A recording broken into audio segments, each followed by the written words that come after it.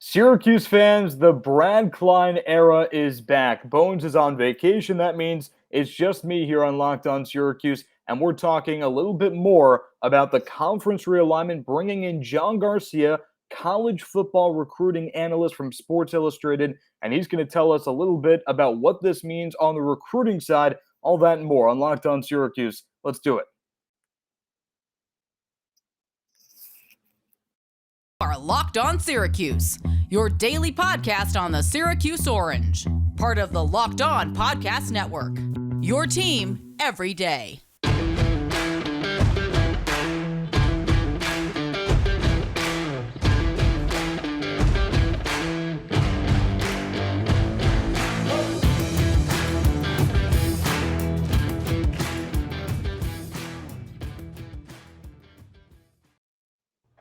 Hello and welcome. It's Locked On Syracuse Friday finale. I'm Brad Klein with John Garcia, college football recruiting analyst for Sports Illustrated. John, thank you so much for taking the time.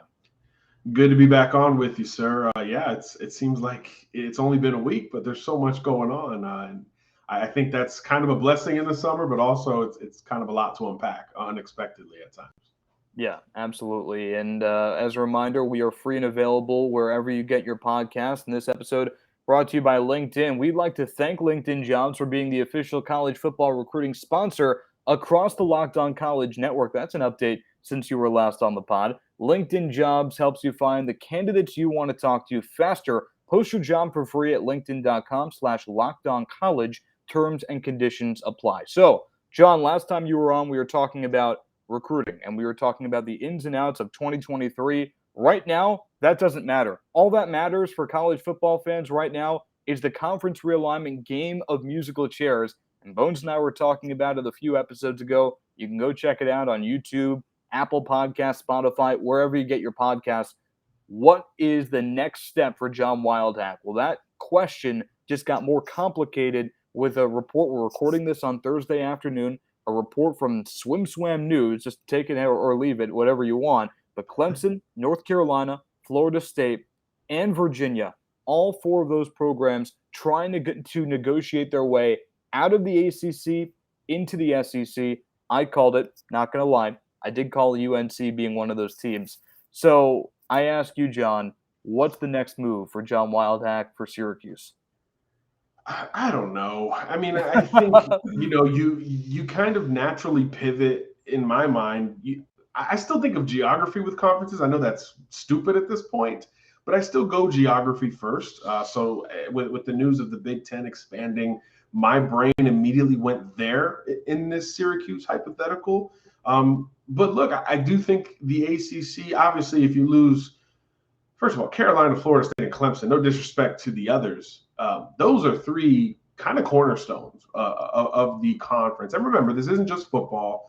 You have to expand it into all sports. Certainly, Clemson, holds it down in football, but Florida State has been there in many sports. Obviously, North Carolina, same deal. Lacrosse, soccer, etc. Swimming, apparently, which is the catalyst of all of this. It's going to be tough to lose any of those, especially all of them, if that becomes something that we track going forward. But I do think there's 10 other teams in the league, and I do think there's the opportunity potentially to expand within the ACC. Look at what the Big 12 has done just in the last year, right? Obviously, Texas, Oklahoma leaving. At that moment, my brain was like, oh my gosh, all of Big 12 recruiting is going to suffer. All of the Big 12 hype is going to suffer without those two brand names. And then they started overcompensating, and they're bringing in some niche markets that I do think are going to work in the Big 12. BYU, UCF, Houston is certainly local, so that makes sense. And then Cincinnati, which just made the playoff, for goodness sakes. So I do think that there's a silver lining to, lose a good group and gain maybe a different but potentially better group down the line. So I do think that the ACC has a lot of staying power on its own, even if these four programs depart.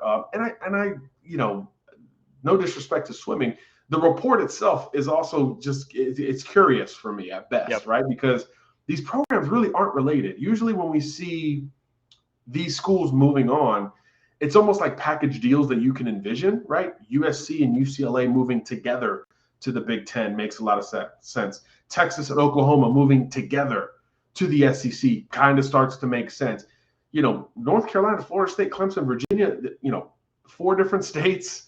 Some do border each other, but no natural rivalries in there. If it was North Carolina, Duke, NC State, and now all of a sudden I'm like, okay, this starts to make sense, right? Because one group knows that it's better with the other. These don't layer the same way as some of the moves that we've actually seen gone down. But that's, again, these are kind of my instant reactions to this semi-breaking news. But beyond that, going back to the ACC and Syracuse, I do think the rest of those programs could kind of rally and bring in some other suitors that might be looking around, whether it's Big 12 programs or programs in other conferences that are looking to move around. I do think that there's a potential solution by staying put or trying to be aggressive and looking forward to making a move to another conference like the Big Ten, which again, geographically makes sense, but geography has become a mole point in all of this conversation, really starting with the Big 12's expansion several years ago. I feel like anyone who's really starting to think about geography might also just be trying to start their fires with 2 rocks at this point, because geography is dead. UCLA and USC prove that, and I think we all have to just kind of hop on board, even though that's tough to do. And you're mentioning geography. I'm not going to lie. I was thinking the same thing when I saw the report and the rumor. It didn't make – I mean, I'm not saying I don't believe it, but it doesn't make 100% of sense when you see Florida State's going, Miami's not. Why? Right. Why would it be Virginia and not Miami? I do understand why it would be North Carolina and not Duke. I feel like a lot of people are a little curious about that. Why would you leave your rival? Well, UNC's football is reputable and Duke's isn't, so I get it. But at the same time, I don't know. So here's a question that you probably won't know the answer to because no one does. How do you recruit in this? Well, we don't know where Syracuse is going to go, if they go, and if they stay, what the ACC is going to be. So if you're Dino Babers, you're knocking on doors and going into living rooms. What do you even say? I think you got to stand on the university itself and the program itself. I think some of the SEC started, the whole like SEC chants, and that was a thing for so long. I think you got to just remove yourself from that part of the pitch.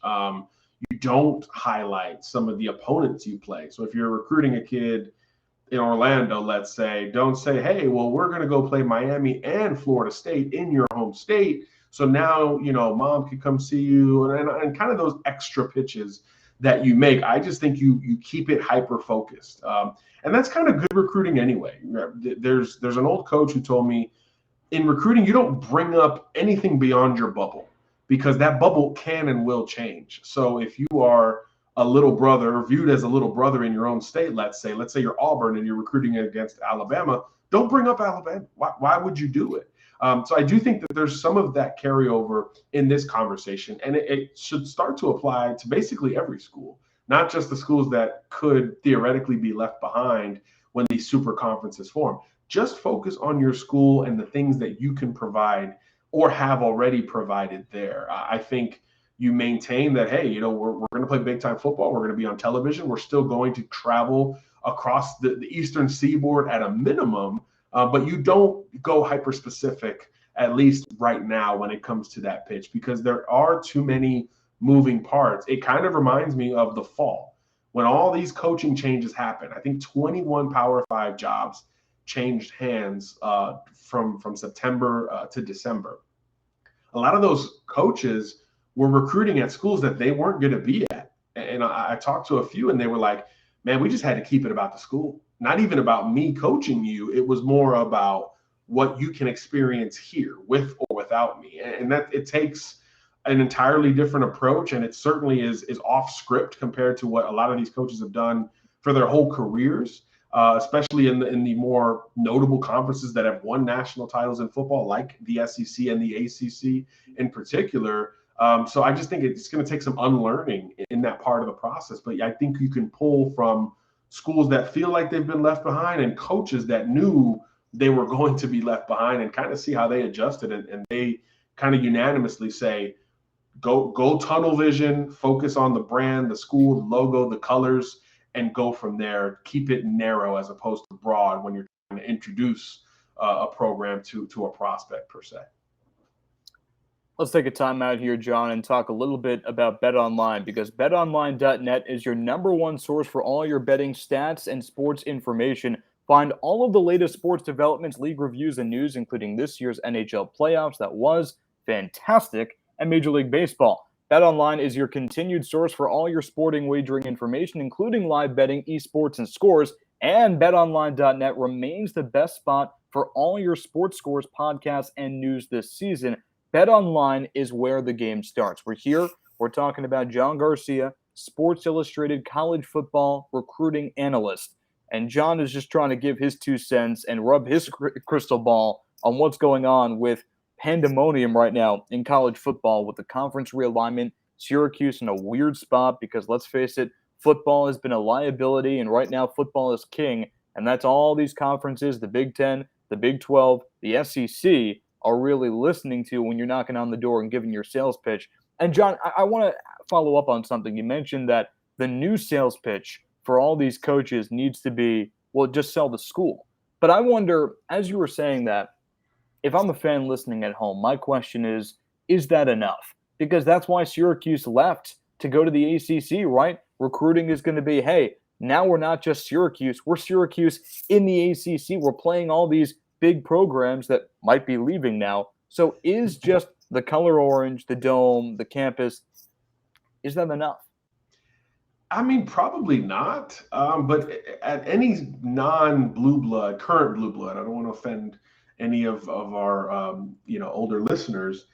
Current blue bloods, anybody outside of that bubble, and it's a very small bubble, right? Anyone outside of the bubble would probably say the school's not enough, right? I mean, you have to kind of look around at your neighbors per se and utilize them in recruiting as much as possible, whether it's from a competition standpoint, whether it's from a consistency standpoint, or even a stability standpoint at times. How many kids sign up to play at Duke or North Carolina for that basketball rivalry that inevitably carries over onto other sports? So without those parameters available, you just have to try to keep it focused. And I don't know if any one school can hold up a candle, especially in football, relative to those that win championships and produce the most NFL players, which are the same teams, by the way. So it's really hard to imagine any of these programs feeling great about it. But I do think it's somewhat temporary, right? We're going to get answers to the greater picture conversation. It might be hard to keep up with, like conference realignment always is, because again, geography doesn't matter anymore. So it is temporary, but I do think in the short term, I don't see another way of being effective as a recruiter, to a given target. How else could you sell your program without, I guess, potentially tripping up in mentioning schools that are no longer in your conference, are potentially on the way out, or other schools or overlooking schools that may be on their way into your conference when you don't have any data of what your school is even going to do or even is trying to do at this point. So it's fascinating. It's frustrating at the same time. So I just think it kind of reverts back to, this is what we do. This is what we want to do, regardless of who we're playing, where we're at, which conference, and all of those things, if it comes to that. But I do think that we also make the mistake of thinking that these kids that are interested are aware of what we are as fans, as adults, as professionals, whatever it is. Kids don't necessarily know all the things that we do. So I do think how it's presented from the adults, from the college coaches, I do think that drives the majority of these conversations that happen between coach and potential player. So I think it is on the coaches to navigate it, even though it's kind of impossible to navigate. All this coming in the aftermath of a report that is circulating all over Twitter and is blowing up the internet right now, that North Carolina, Virginia, Florida State, and Clemson, I'd say the 4 biggest programs, if not 4 of the top 5, 6 programs in the ACC, are on their way out and headed for the SEC to tag up with one of the biggest conferences, if not the biggest conference right now in America, that and the Big Ten. Those are the two. That's the two-headed monster, and everyone else is just the groundlings around it right now, and Syracuse is a part of the groundlings, you would think.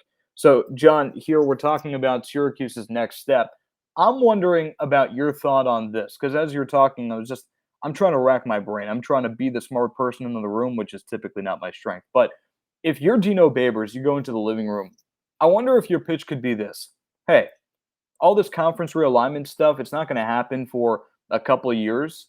So why don't you just come? And if we have to move conferences, you can either stay or leave. Transfer portal, not really an obstacle right now. It's actually a promotion for college football players and prospective players because they don't have to sit out.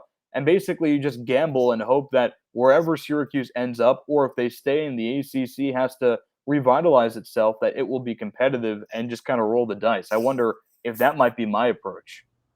Yeah, I think that's a good point as well. I mean, I do know a lot of coaches are viewing roster management as a year-to-year situation as opposed to a rolling depth chart of 3, 4, 5, 6 years with that extra year in 2020 that everybody got. So, yeah, I do think that they're a little bit more prepared because of the portal and because of the frantic player movement, for lack of a better phrase, that we've seen throughout college sports, not just college football. So I do think you can kind of quantify it as, hey, let's get you here. Let's focus on 1 year. Give us 12 months and see how it goes. I do think that's another good counterpoint towards recruiting, regardless of where you may end up. And then, the point about when these changes will go into effect, while confusing, is critical. I mean, that is everything. How many Texas and Oklahoma kids think, man, I'm going to play in the SEC? Well, it's like, you probably will,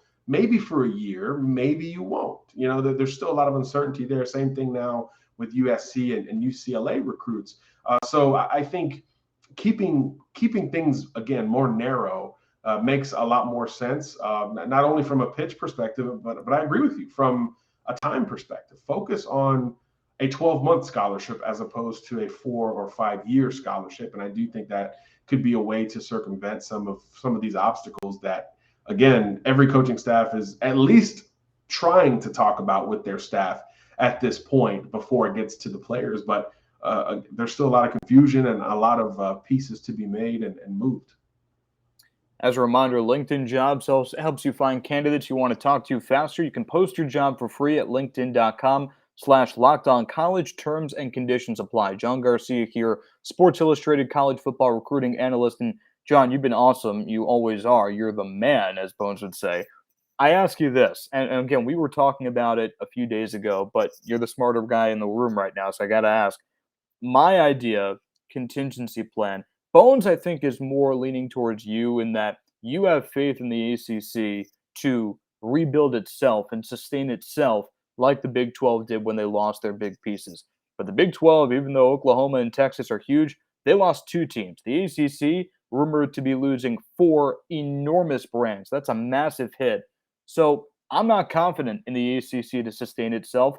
And I'm thinking maybe the Planet of the Apes scene where the entire world just blows up. Maybe if that happens, where Syracuse just ends up saying, you know what, let's just go back to the Big East. Let football be football, whatever. And our Big East basketball is going to be awesome. Well, look, I think looking at this from a football perspective makes sense because of the money, right? I mean, I think we all understand that that's where the eyeballs are. That's where the television dollars largely come in. So it does make the most sense to at least begin the conversation there. But when you expand it and you think of basketball in the Big East, I mean, I remember when that transition happened, I was on campus. It was a big deal. There were a lot of people against it. So I do think that there's still something to be said for reverting back to some old traditions. Certainly those old Big East teams aren't in this conversation, right? You're talking about Virginia Tech, Pitt, obviously Syracuse. You go back and you wrap up with UConn and you really throw it back and try to pull Rutgers out of the Big Ten. I get it, but it just seems like football is the driver. So it's hard to overlook that. Although, again, a swimming outlet broke this news, it is hard to overlook the football element of it. But I think that's a good example of the give and take that is naturally going to come with all of this conversation. So I appreciate the kind words, but I don't feel like the smartest guy in the room, even in a 2-person room, because it's literally day to day at this point. But I do think overall, and I think this is the most important part, I do think Syracuse will be okay relative to where they've been. Now, can you take it back to the late 80s and early 90s on the football field and combine that with basketball and a dominant lacrosse program? Probably not all of those things, but can you stay in the mix, which is really what Syracuse has been trying to do on the football field for 20 years. Yeah. Can you stay in the mix? And I think you can do that in the ACC, in the Big Ten, in the Big East, or whatever super conference may come of all of these things, because they got to change these names, right? It can't be the Big 10 or Big 12 anymore. No, they're going to have to buy out Conference USA, right? Right. So, whatever that dynamic looks like, I do think Syracuse still has that cachet attached to it, to where as an overall athletic department, there is a lot to gain from bringing in the orange. So I do think that holds plenty of value when it comes to TV and when it comes to conferences, sitting down and trying to figure out how this thing breaks at the 11th hour. That's awesome. John Garcia, Sports Illustrated college football recruiting analyst. You are always awesome. Thank you so much for taking the time talking about Syracuse right now in the ACC and the ACC as we know it right now. Before it changes, go tune into Locked On ACC for 30 minutes every day. Candace Cooper giving you the inside news, information, and analysis. That's your second listen every day behind Locked On Syracuse, and she might do an even better job in highlighting the revolving door that might be the ACC in the coming days. And Bones and I will be back next week. That is it. Your week is over. Enjoy the weekend and stay safe.